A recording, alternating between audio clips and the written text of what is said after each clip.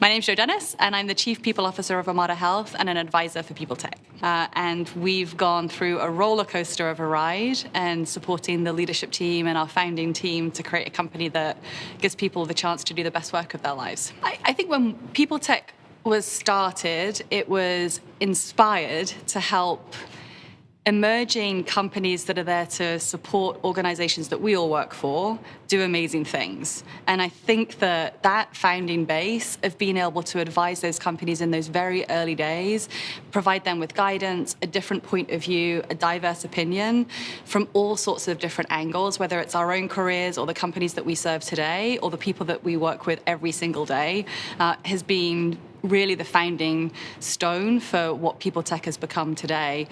The really beautiful thing about PeopleTech beyond that is that we now have this network of HR leaders who are incredibly supportive of each other, incredibly nurturing of each other, and really good friends beyond that. And that, frankly, comes back into the work that we do every day and helps us be better HR leaders as well. Members of the PeopleTech community are often the first people that I'll call when I'm not quite sure how to answer a problem at work.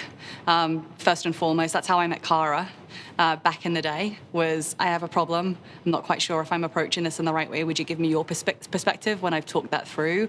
And then I think me being at the forefront of all of the technology that's coming out for companies in feedback and development and compensation in everything that we do to support our organizations makes me, A, be current, but more importantly, be much fresher thinking and always be challenging the way that I'm approaching what Omada Health needs. A company that I've cared deeply about and continue to advise is Hone.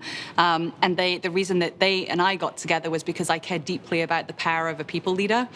And that they are the keys to unlocking the power of the whole community. So when Hone presented at a PeopleTech event about the work that they were going to be doing to nurture and enable and support people managers everywhere, I was fascinated by it. I had some thoughts about it. I shared some feedback, and we saw things in some respects the same way and in some respects a different way. And that, for me, was the perfect partnership.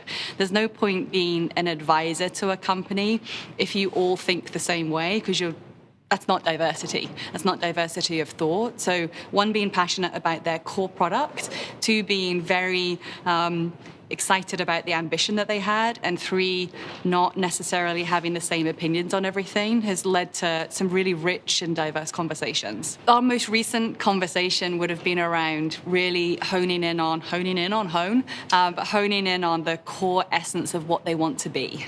And having seen a lot of early stage companies, including the one that I serve, diversify their practice or their focus too soon has meant that we've gotten over our skis in a couple of areas, or I've seen people's solutions perhaps not totally nail what it is that they started doing before they diverged their resources, and you lose the quality of the original product. So when we get together, we're talking about the future, but also how we're focusing on the current and the core of what Hone does, and helping them understand other stories, other perspectives about where that's gone well and where that's not gone so well for others, I like to think has been really helpful for them. And then it's developed me in ways around where I'm consulting and advising and coaching, where we're not employees of the same company. It's a very different dynamic, and it's much more of a questioning relationship than perhaps I have at work, which I enjoy a lot. And then I get to be part of a company that's on a journey from very early stages, which I hadn't had before, and be part of their fundraising conversations and their capital strategies, as well as their people initiatives. So it's been rich from we can bring different things to each other, and it's been wonderful for my development. I didn't expect to get that, but I've got a lot.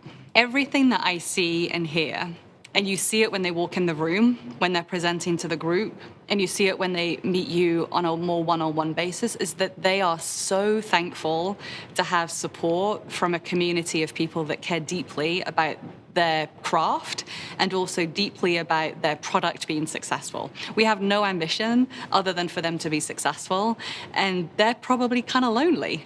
They're shaping something brand new. They're not quite sure if it's going to work. They're putting everything on the line, and they walk into a room of, in some cases, 50 people who want them to be successful and want to share and want to support. So I can't imagine that it's anything, sure, a little bit daunting. Like every time we do a presentation, it's scary, even if we love it. You always have those kind of anxiety feelings. But my absolute assertion is that it's a wonderful blanket for them that feels really good, but challenges them to think differently and gives them the perspective of all sorts of different angles on how they might think about their product.